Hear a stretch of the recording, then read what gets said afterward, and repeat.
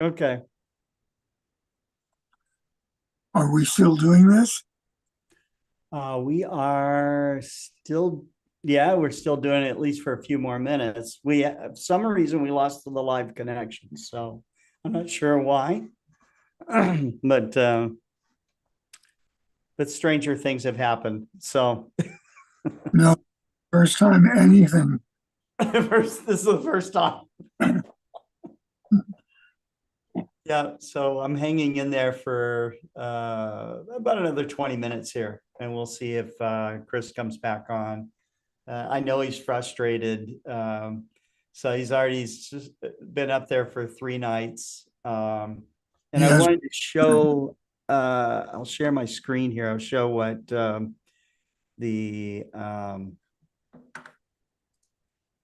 what he's dealing with. Let's see. Here we go.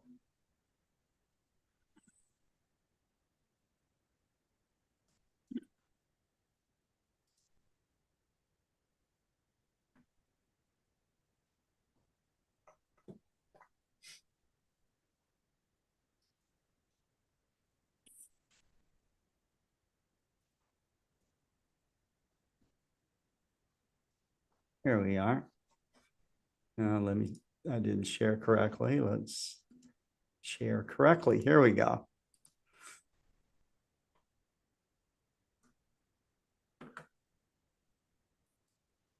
Yeah, you can see that, David. This is Cebu City. And I think that where the letter C is probably some mountains where Chris is right now. Mhm. And if that's north, and you know, it'll be well, you can see he's got clouds on either side of him here. So Yeah, well, kind of mushrooming, just kind of going straight up, you know. sure is interesting. Yeah. Islands often get cloud cover, they have localized weather. And so that's you can see it when you go to like Hawaii, but it has mountains so tall in Hawaii that it gets above, most of that cloud cover. Mauna Kea, of course, gets above that. David, I'm curious, during all your comet hunting and comet adventures and stuff, you've probably been to many, many observatories. Did you go to Mauna Kea? Have you been there? Yes, And yeah. oh, I okay. went up there with Minerva. Excuse me, Freddie. Yeah. I went up there with Minerva, my 6-inch diameter telescope, Okay. and I did an hour or so of comet hunting from the summit of Mauna Kea, From the summit. Oh, that's right very next cool. to the Subaru telescope. Oh, Subaru. Okay. The only That's an problem with amazing it was telescope. it found it very difficult to breathe. Yes. Yeah. When I was there for the 91 eclipse, we were right in front of the Canada, France, Hawaii telescope, the CFHT. Yeah, And uh, yeah, I was there nonstop for 4 days and 3 nights, you got and a view of the eclipse from there, I'll bet. to do the eclipse. We were filming it, and it was actually filmed on 35 millimeter motion picture film for Nova's presentation called the Eclipse of the Century. And boy, was it, so that was my first eclipse, and I was running 2 cameras simultaneously, so I had these mounts with these big 35 millimeter motion picture cameras. And uh, it was after being awake, because I couldn't sleep. I couldn't sleep at that altitude because of lack of oxygen. So I would, about every 4 or 5 hours, I would take a break. I would go up into the where the maybe conference room or relaxation room or whatever for the astronomers inside the dome, and they had oxygen there that you could take. So I was breathing oxygen. and then coming back down, but I could not sleep. And so after a few days of that, it's the evenings and the sunrises and stuff like that. Wow. I mean, it's just surreal, surreal. But we did get the eclipse on 4 different cameras, and they mixed all that together and made for a really nice documentary. So it was fun to be a part of it. Oh, I'm glad it was. Yeah, it was. Because I was because it was done for Nova. There were so many documentary filmmakers up there at the time, including Roger Russmeyer was there shooting for not a video, but taking still images for National Geographic. And as I was and still am such a fanboy for the National Geographic Society. So it was cool to work with him a little bit. Geographic Society. Yeah. Seems we have more in common than I thought. Yes.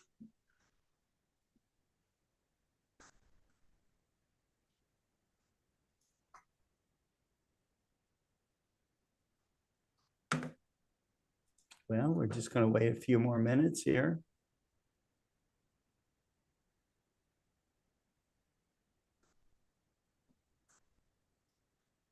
It's interesting about the red spot and listening to Christopher Go's description of the ovals that actually, as an amateur astronomer, he's famous for discovering one of the ovals on Jupiter. Yeah.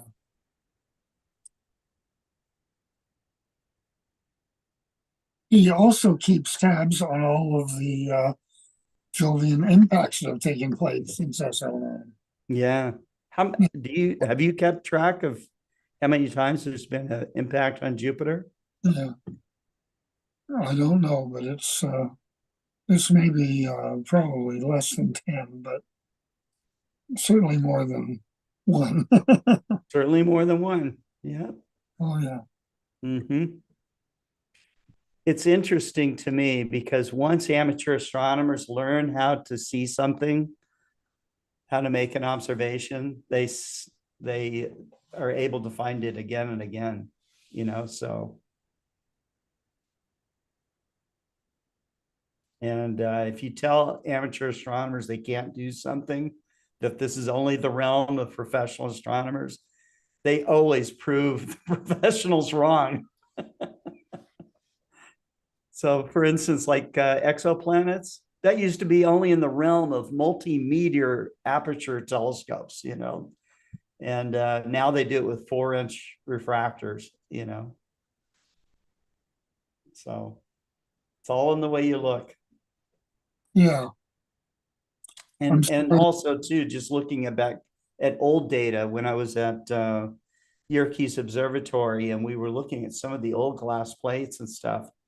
And they said from time to time, an amateur astronomer, and certainly professional astronomers, would pull one of those glass plates taken, right after the turn of the century. And I'm not talking about the turn of from the 1900s to the 2000s. We're talking about 1800s to 1900s.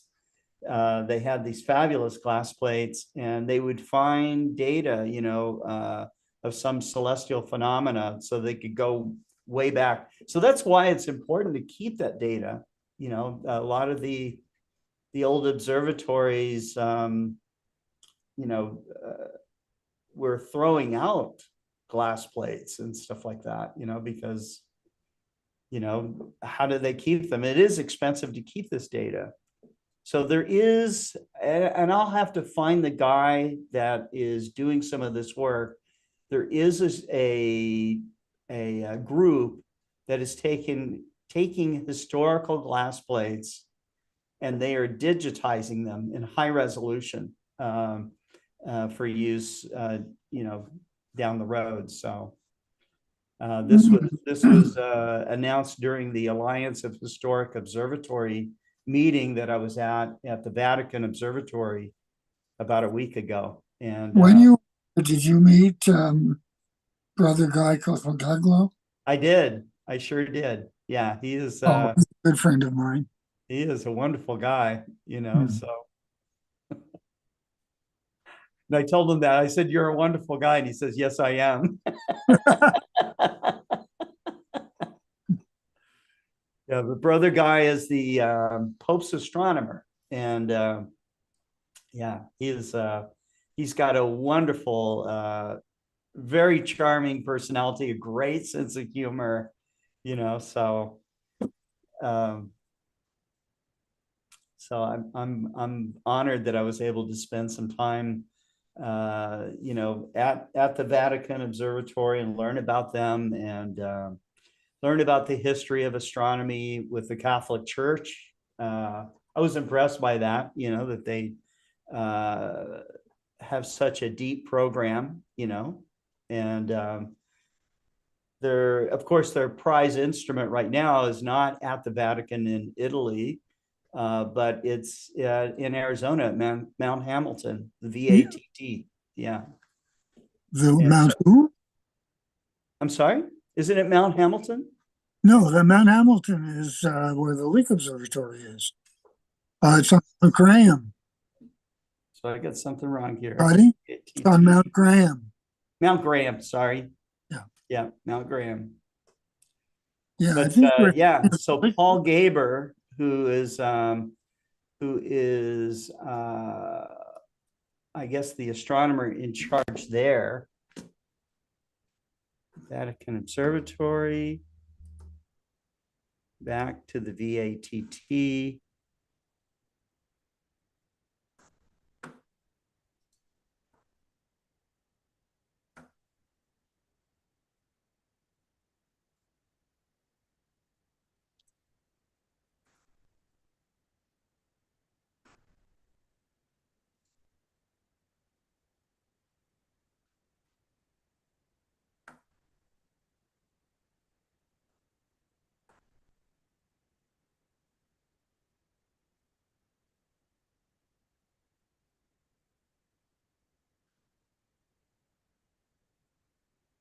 This is the Vatican Advanced Technology Telescope in Arizona, is a multi-million dollar astronomical research complex paid for by private donations.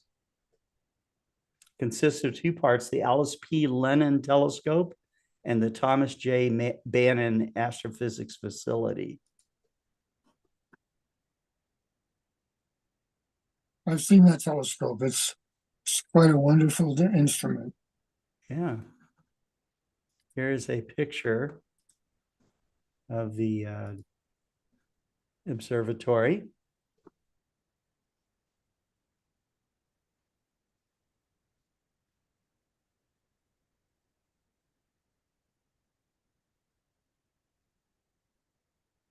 The telescope's 1.8 meter, 72-inch mirror, F1. Wow. Okay. Was fabricated at the Richard F. Karras Mirror Laboratory, University of Arizona.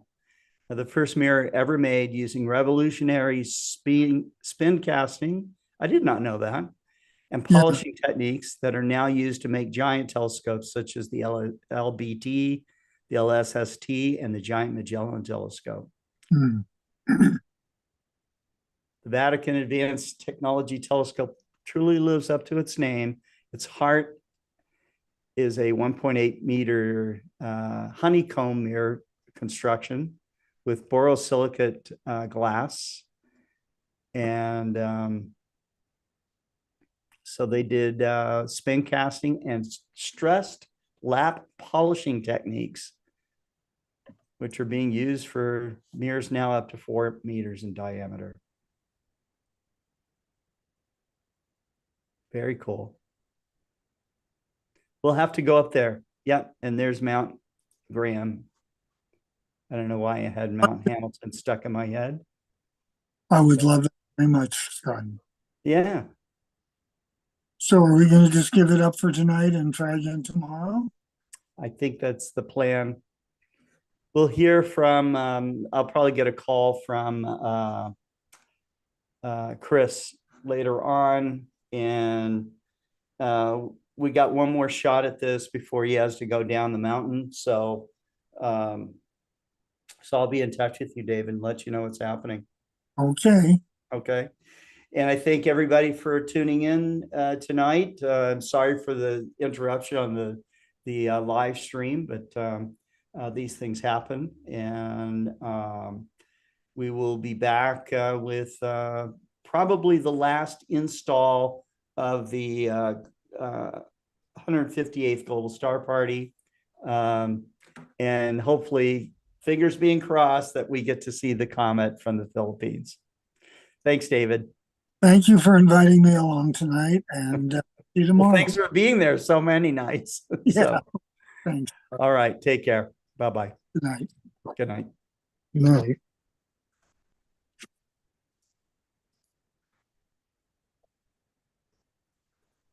Okay. So again, thanks everyone for tuning in, and we'll try to do this again about the same time, which will be about 4 o'clock in the morning Central Time. And until then, keep looking up.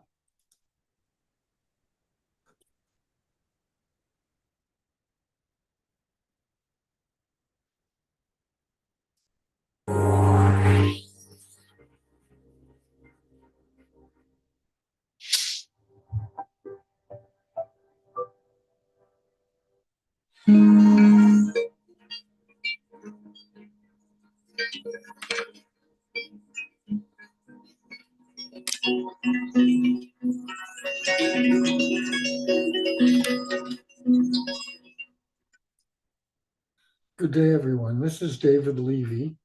That's me.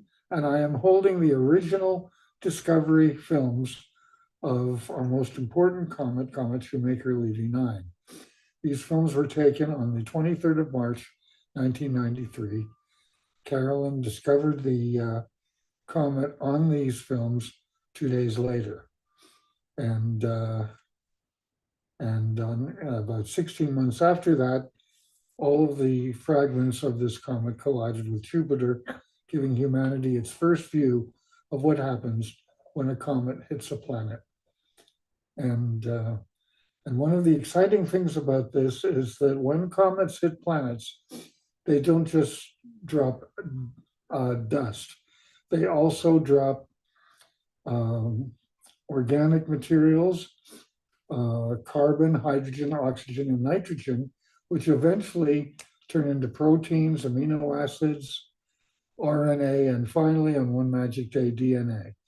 Comet impacts are really the first step in the origin of life.